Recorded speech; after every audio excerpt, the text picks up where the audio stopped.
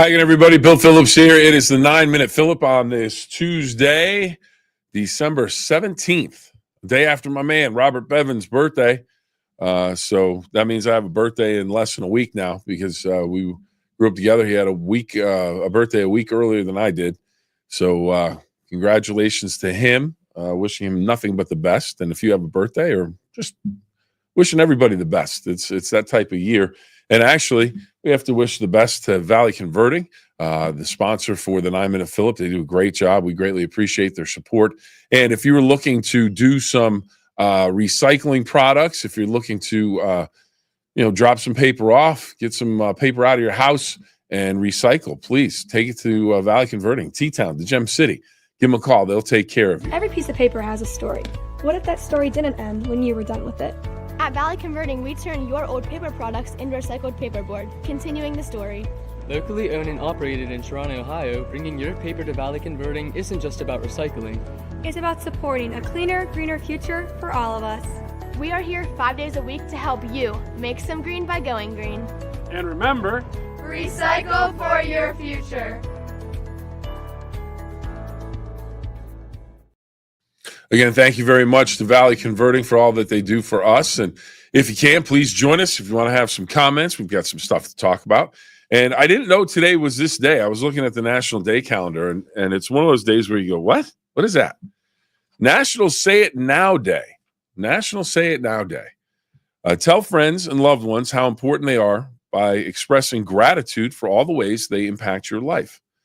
More than just saying thank you, gratitude enhances our moods, decreases stress, improves overall health and well-being. Fewer stress-related illnesses. Showing consistent gratitude improves mental health, self-esteem, relationships, positive mindset, and builds resiliency. So now the thing is, I'm going to tie this into something that happened last night. It was a little bit early. Justin Jefferson, the wide receiver for the Minnesota Vikings, scored a touchdown in the Monday Night Football game against the Chicago Bears. Jefferson caught an early touchdown. And he immediately went to the camera, found the camera, and he told Randy Moss, the Hall of Fame wide receiver who announced a few days ago that he has been diagnosed with cancer. He has a cancerous mass in his bile duct, and they put a stent into his liver. Justin Jefferson went over, looked into the camera, and told Randy that he loved him. And after the game, he said that he was a big fan of Randy Moss's, and he just means a lot to him. Wanted to make sure he knew how they felt. Of course, Randy Moss played a number of years with the Minnesota Vikings. Many people think Randy Moss may be the greatest wide receiver of all time. You know, Jerry Rice, fantastic. But a lot of people think Randy Moss may have been the best to ever do it. And, of course, you know, one of the things everyone says, you got Moss. He would just jump over people. First time I saw him do that in person was against the Brook Bruins in a state championship game in the West Virginia state title game down in Charleston, or over in Charleston, West Virginia, and he went over two defenders as DuPont beat Brook in that state championship game. He was just unbelievable, the skills that he had. But Justin Jefferson doing Say It Now Day, but a day earlier. So, you know, if you can, please, especially at this time of year, so any time of year, tell people you love them. Tell people that, you need them. Tell people that thank them for what they do to help make your life a little bit better. Doesn't cost anything, and it's just one of those things that you have an opportunity to do. And so National Say It Now Day, and I thought, what is this?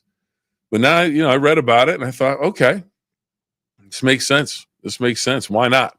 Why not? And I appreciate everybody out there that tunes in for the 9-Minute Phill-Up. I greatly appreciate it. And I know it's been kind of an uneven, bumpy road through the month of December because of off days and, the holidays and everything. So it's always a little bit uneven. I mean, we'll get back at the beginning of the new year to being every day of the week.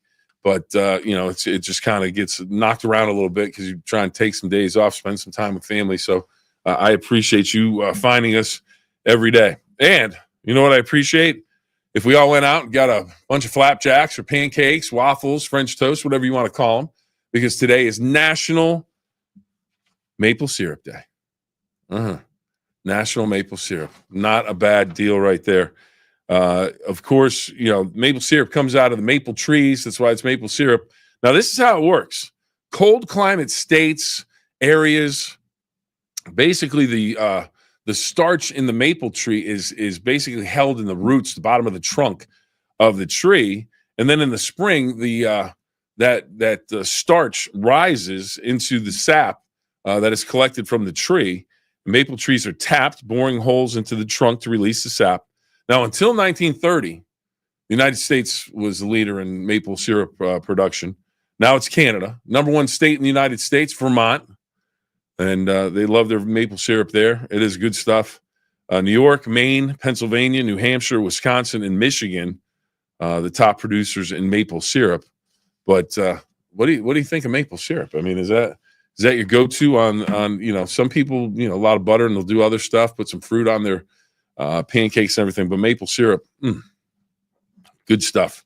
Good stuff. So today is Maple Syrup Day.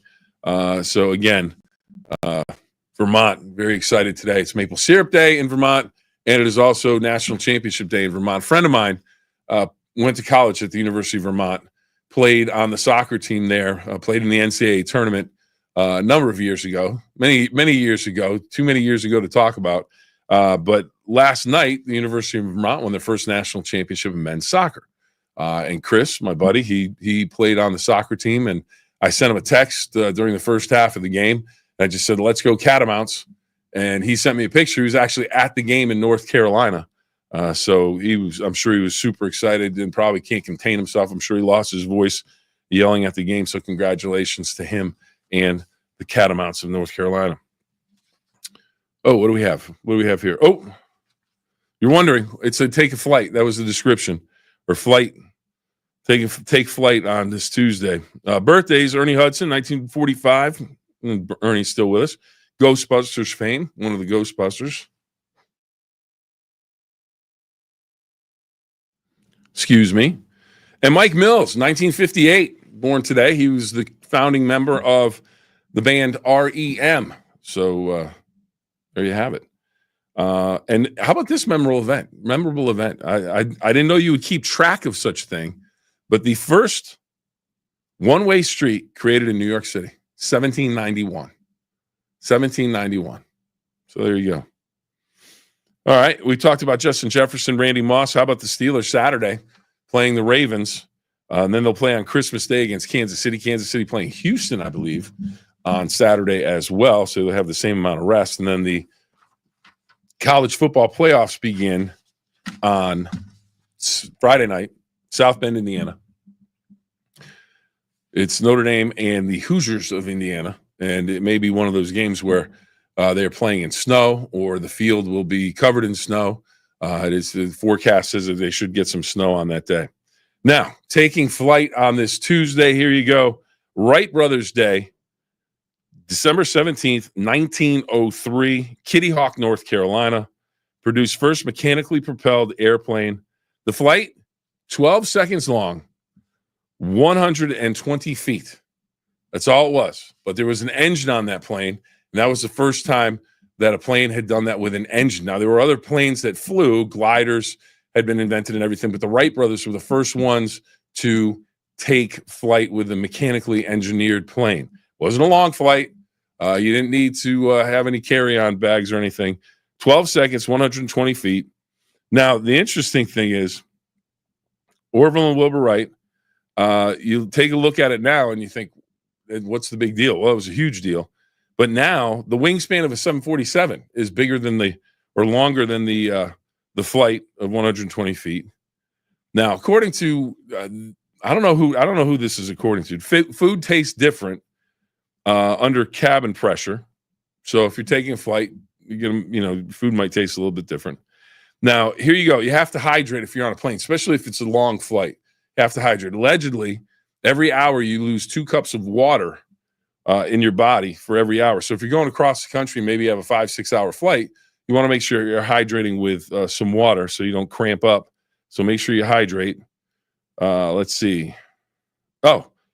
6,000 passengers at any given time are in the air in the United States. So at least 6,000. It could be more than that, but at least 6,000 passengers.